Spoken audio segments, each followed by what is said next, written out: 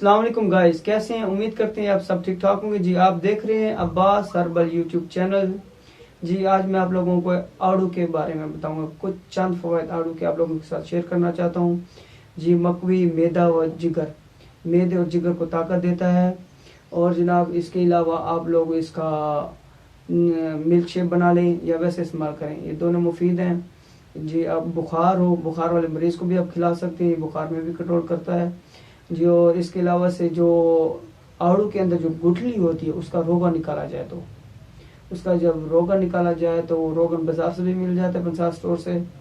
ये रोगन जो है वो बवासीर और कान दर्द के लिए मुफीद है जी। कान दर्द वाले अपने कान के अंदर डालेंगे 2-2 कतरे, तो कान दर्द वाला भी मरीज़ ठीक हो जाएगा।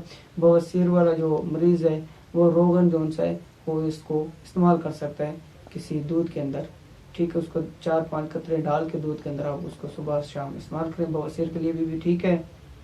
और इसके जो पत्ते हैं, ठीक है, आड़ू के दरख्त के जो पत्ते हैं, इन पत्तों को आप पीसें, ठीक है। दरख्त पत्ते तोड़ लें, तोड़ने के बाद इसको खुश्क कर लें, खुश्क करने के बाद इसको अच्छी तरीके ग्राइंड कर लें। जब पीसी हो जाए, ग्राइंड हो जाए, तो दरमियाना साइज कैप्सूल उसको भर लें। भरने के बाद एक कैप्सूल सुबह शाम इस्तेमाल करेंगे ताज़े पानी के साथ।